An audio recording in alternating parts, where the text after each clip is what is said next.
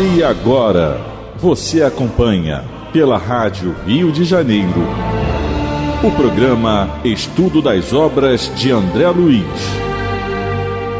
Vamos refletir sobre o livro Nosso Lar.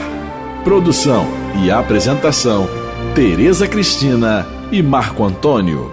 Amigos ouvintes da Rádio Rio de Janeiro, rádio emissora da Fraternidade, que propõe a todos os seus ouvintes dissertações para meditações para uma vida melhor. Estamos novamente aqui com a permissão de Jesus para darmos continuidade ao estudo da vida no mundo espiritual que estamos fazendo através da obra Nosso Lar, obra que foi ditada pelo espírito André Luiz e que foi psicografada pelo médium Francisco Cândido Xavier.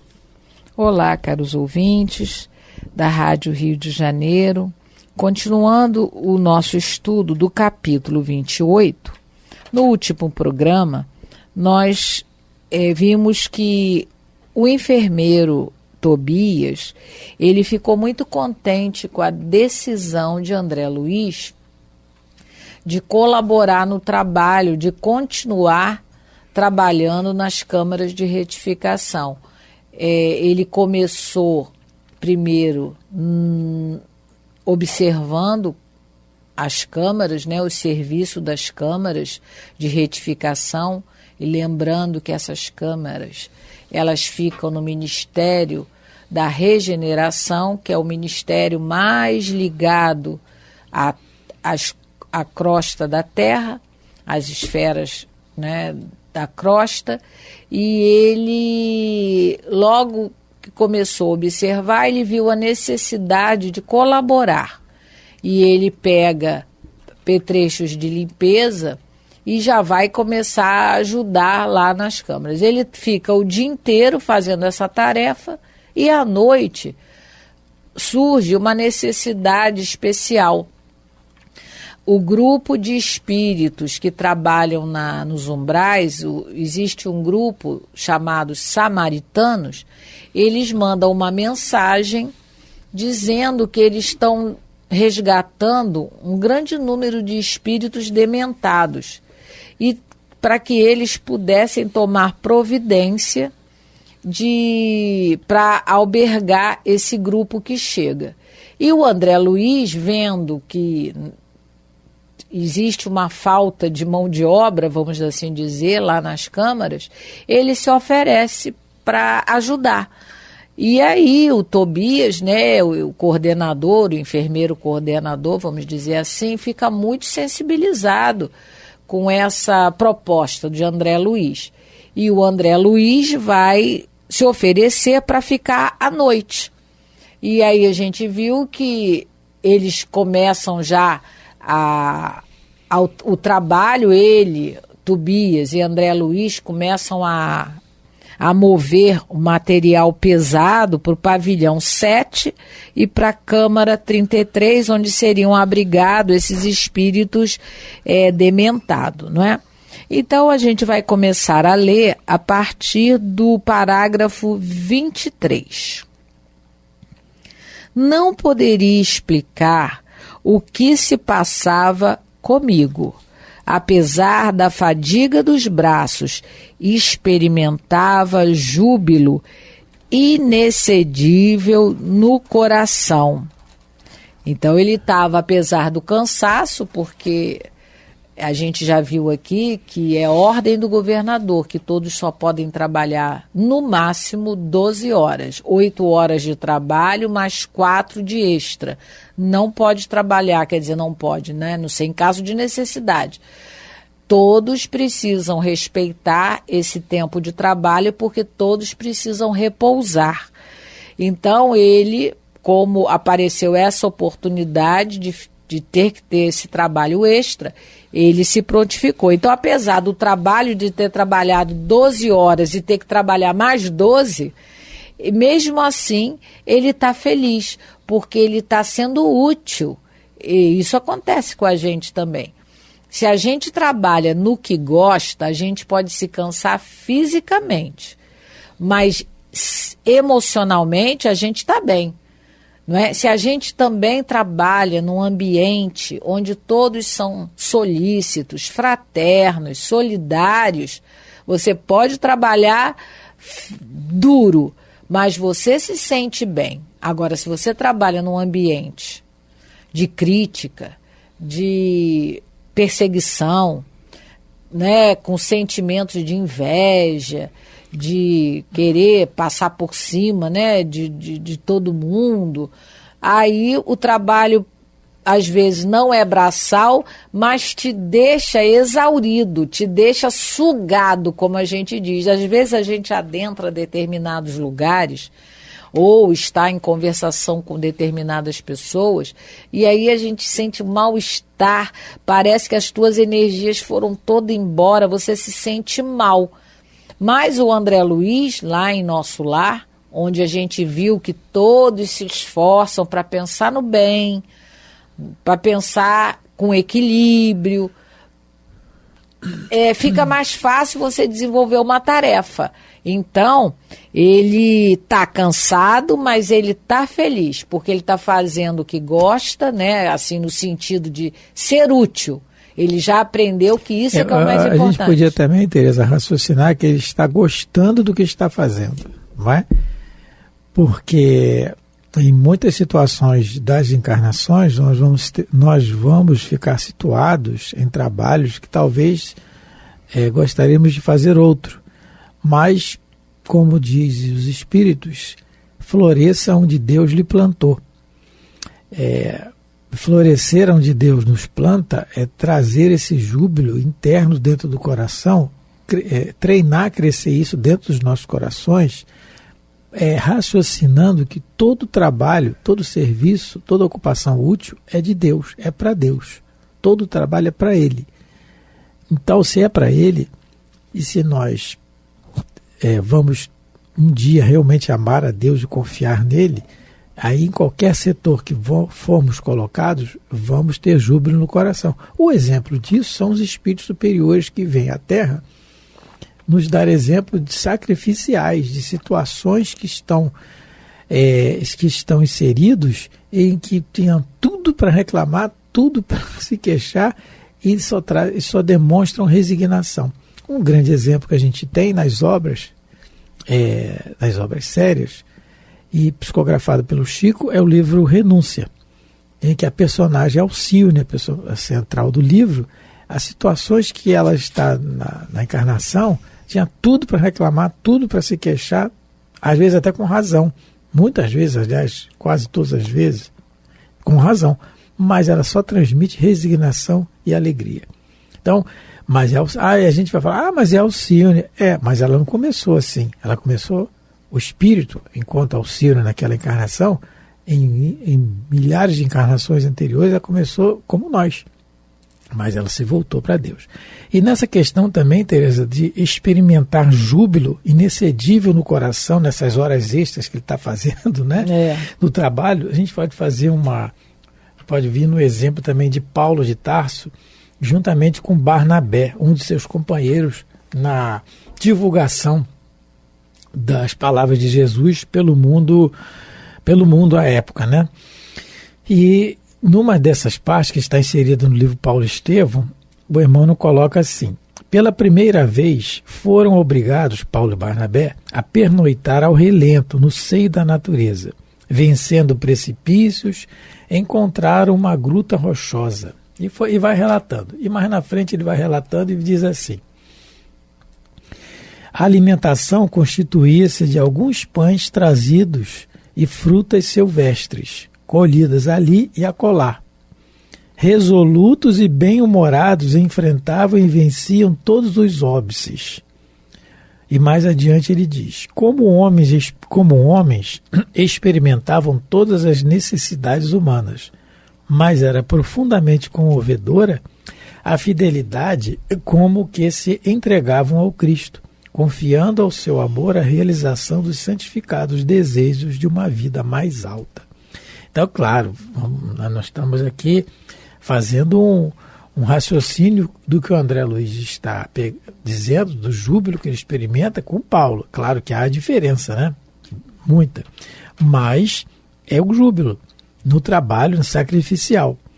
É que André Luiz está experimentando agora, depois de tormentoso tempo na sua consciência no umbral, reconhecendo a necessidade do trabalho e experimentando essa satisfação aqui que ele está experimentando. E vemos aqui Paulo e Barnabé com toda a dificuldade, ao relento, alguns pãezinhos de alimento e algumas frutas colhidas no pé, mas bem-humorados, e enfrentavam os óbices, bem-humorados e resolutos, não é? Então, é os exemplos que a gente tem de um André Luiz, que está bem próximo de nós, e de Paulo, que ainda está bem distante, quer dizer, que nós estamos bem distante deles ainda. Então, vamos continuar a leitura, agora no parágrafo 24. Na oficina, onde a maioria procura o trabalho, entendendo-lhe o sublime valor, servir constitui alegria suprema. Não pensava, francamente, na compensação dos bônus hora, nas recompensas imediatas que me pudessem advir do esforço.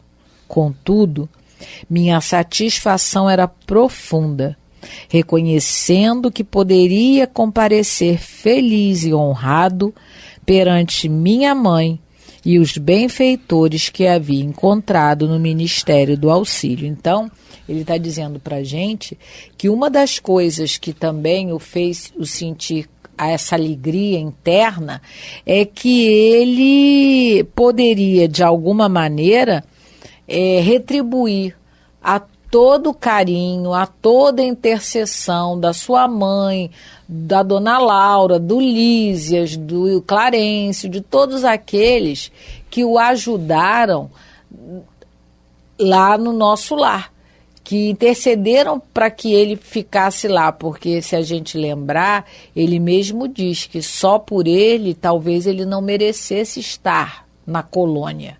Foi intercessão da sua mãe. Então, isso agora, de alguma maneira, estava incomodando ele ter sido um peso, né? Porque ele era um trabalhador enquanto encarnado, ele era um trabalhador, né? Ele não era preguiçoso, ele nunca deve ter sido pesado a ninguém, porque ele trabalhava, tinha sua família, ele era um pesquisador, ele era médico, estudou para isso, não é? Muito numa época difícil, então essa coisa estava incomodando ele. Então, quando ele pôde se sentir útil, quando ele se sentiu engajado novamente no trabalho, isso aliviou o coração dele, porque isso devia o incomodar, ele ter sido um peso, né, entre aspas, né, uma preocupação para aqueles que o amavam, né?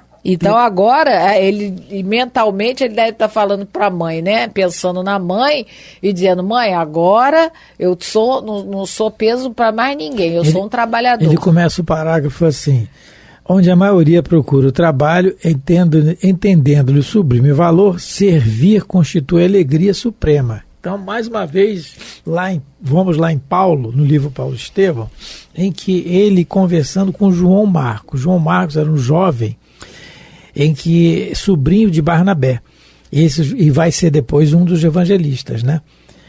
Mas João Marcos, ele meio que fica receoso, né, de caminhar com Paulo. Ele queria realmente difundir o evangelho, como jovem ainda, mas fica receoso porque Paulo é resoluto, Paulo não via dificuldade, ele enfrentava tudo com resolução, realmente com determinação. E ele fica meio que com medo, com receio. O Emmanuel relata aqui com receio. Mas ele explica para João Marcos assim: ora, João, quando trabalhamos para alguém, devemos fazê-lo com amor. Então, esse ensinamento de Paulo para João é para todos nós. Porque no fim, todo serviço é para Deus. Tudo é para Deus. Todo serviço é para Ele. Então, no momento que nós começarmos a raciocinar realmente na divindade, naquilo do amor de Deus, né, vamos dizer assim, para conosco, se o trabalho é para Deus, o trabalho tem que ser, como diz Paulo, fazer com amor, que é o que o André Luiz está falando aqui, né? Entendendo o sublime valor do trabalho. O que é entender o sublime valor do trabalho? É isso, é entender que o trabalho é para Deus. Servir constitui alegria suprema. Então, essa alegria suprema é aquilo que nós, enquanto reencarnacionistas que somos, raciocinando com a reencarnação, é a oportunidade que Jesus está nos dando, mais uma vez, do trabalho. Mais uma vez. O André Luiz deve ser, com certeza, mais uma vez que ele está tendo a oportunidade. Parece que vai estar aproveitando. O que nós não sabemos é que quando ele reencarnar, estiver no corpo, o que ele vai fazer com esse aprendizado. Porque a evolução real, a verdadeira, a real, se dá no corpo, com todas as intempéries e as influências que nós temos. Então, ele diz também, mais adiante no parágrafo, reconhecendo comparecer feliz e honrado perante a minha mãe. Por quê? Porque aí, no trabalho, ele já está se sentindo com júbilo, como ele diz aqui, no coração do trabalho, se agarrando aos apetrechos e tudo mais. A consciência dele já vai mudando perante a lei. E a lei de Deus está escrita onde? Na nossa consciência. Então ele já vai vendo na consciência dele uma, vamos dizer assim, uma limpeza dele perante a lei de Deus, que é para todos nós. Aí já consegue comparecer perante a mãe. Então, é isso aqui que a gente às vezes... É o que o Chico dizia, né? O Chico Xavier dizia assim. O Divaldo uma vez comentou, o Divaldo conta numa das suas palestras, Chico, fulano está te perseguindo, Chico, aquilo, meu filho... Quando eu desencarnar, eu quero olhar essas pessoas que me perseguem nos olhos, porque eu não tenho para com elas nenhum sentimento de mágoa, de rancor, de nada. Então, também não fez nada. E também ele nem disse assim, mas também não fez nada. Então a consciência está tranquila. Está tranquila, que nem mesmo, porque às vezes a gente não faz nada com a pessoa faz conosco, mas a gente fica com mágoa. Já é um problema nosso. A mágoa é um problema nosso. O que é a mágoa? É o orgulho ferido, não é? Que os espíritos nos explicam. É o orgulho ferido. Então aí já é um problema nosso. Aí já está tamponando um pouco a consciência. Então, naquilo que nós pudermos fazer, quando o André Luiz está passando isso para nós aqui, né? Pudermos fazer do nosso trabalho, ele está aqui trabalhando com os enfermos, mas que nós pudermos fazer com o nosso trabalho íntimo para comparecer perante fulano, ciclano, seja quem for, com alegria, com consciência tranquila, nós devemos fazer, né? Isso. Continuando. Ao despedir-se, Tobias voltou a abraçar-me e falou, quer dizer, já tinha abraçado no começo, né, lá quando ele tomou a decisão, voltou a abraçar e falou, desejo a vocês, aí no caso os que vão ficar, porque a gente viu que o Tobias vai embora, que ele tem um compromisso, desejo a vocês muita paz de Jesus. Boa noite e serviço útil. Amanhã, às 8 horas, você poderá descansar. E aí é interessante que a gente vê que a paz que ele deseja para o André Luiz é a paz de Jesus, que difere da paz humana. Essa semana... A gente trabalhou lá no centro, um capítulo do livro Caminho, Verdade e Vida, é o capítulo 53, a paz. E aí a gente chegou à conclusão seguinte, que a paz humana é aquela que a gente entende que não tem desafios, que não tem problema, é a paz da inércia. Mas a paz do Cristo, ela é diferente, porque Jesus... no Evangelho de João, lá na última ceia, ele vai falar para os discípulos, né? Ele vai falar que ele deixava, a minha paz vos dou, não é?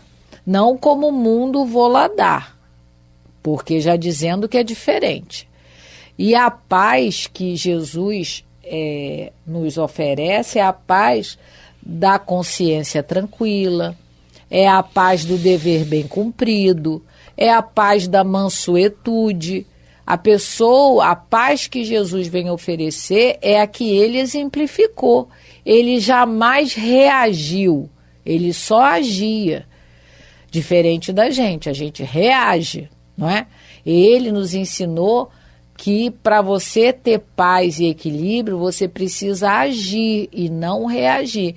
Então, ele teve as dificuldades, ele não enfrentou dificuldade, perseguição, mas ele não perdeu a sua paz em momento nenhum. Então, no livro Paulo e Estevão, no capítulo 3, o Paulo, ele, depois que o pai expulsa ele, né, que não quer saber dele, ele, coitado, sai muito amargurado e ele tá, coitado, deprimido, triste, imagina, né? E aí, Abigail, a noiva dele, para quem já leu o livro, a noiva que ele, entre aspas, empurrou para a sepultura, vamos dizer assim, a Abigail, ela do mundo espiritual, ela é sua alma gêmea, o que parece, ela volta para confortá-lo, para ajudá-lo. Então ele entra numa caverna, ele dorme, ele tem um desdobramento, é quando em Atos dos Apóstolos ele diz que eu fui ao 7º céu, terceiro, não sei que céu que ele foi, ele quis dizer que foi numa esfera superior, é isso que ele quer dizer. E ele teve esse encontro espiritual com a noiva.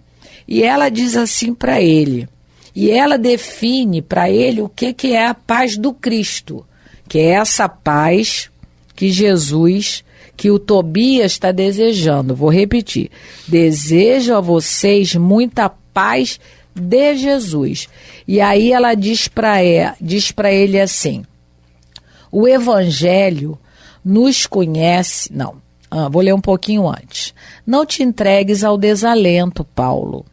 Nossos antepassados conheceram o Deus dos exércitos, que era o dono dos triunfos sangrentos. A lei nos destacava a fé pela riqueza das dádivas materiais nos sacrifícios. Olha que bonito que ela diz para ele. Mas o Evangelho, Paulo, nos conhece pela confiança inesgotável e pela fé ativa ao serviço do Todo-Poderoso. É preciso ser fiel a Deus, Saulo. Aqui ele é Saulo, né? E aí ela coloca assim, ainda que o mundo inteiro se voltasse contra ti, possuirias o tesouro inesgotável do coração fiel. A paz triunfante do Cristo é a da alma laboriosa, que obedece e confia. Então, o que ela diz? Que a paz de Jesus é a paz daquele que sabe cumprir os seus deveres, que trabalha, né? Porque Deus trabalha todos os dias, Jesus também, e aquele que não perde a confiança em Deus. Essa é a paz de Jesus. Pode ter a tribulação que tiver, o problema que tiver. Então o Tobias foi muito sábio quando diz isso para André Luiz, porque ele vai ter problema no plantão. Claro que vão chegar 29 espíritos dementados. Ele vai ter, né, enfrentamento ali, desafios que talvez ele não imagine. Então ele desejou para o André Luiz e para a Narcisa e para o Salústio e o outro, o Venâncio, né, que vão trabalhar ali de madrugada, ele desejou a paz do Cristo, que é o trabalho bem feito e a confiança em Deus. Então, é essa paz que a gente vai precisar exercitar, meditar, não é? Quando a gente desejar paz para as pessoas, na realidade a gente tem que desejar a paz do Cristo. Que é desejando para a pessoa trabalho em nome de Deus, trabalho honesto e confiança plena em Deus. É muito bonito isso que a Abigail fala para ele, né? Estamos terminando mais um programa daqui a pouco. Mas é tão bonito, né? Falar sobre bonito. Essa paz de Jesus. No próximo programa a gente só vai acrescentar mais um pouquinho nessa questão da paz. Isso. É quando Jesus fala que não veio trazer paz, mas veio trazer a espada. Certo. Muito obrigado pela atenção, pelo carinho. Muita paz de Jesus para todos. De Jesus. Fique com Deus. A paz que a gente tem que buscar é a de Jesus. Grande abraço, Deus abençoe vossos lares. A Rádio Rio de Janeiro apresentou o programa Estudo das Obras de André Luiz. Produção e apresentação, Tereza Cristina e Marco Antônio.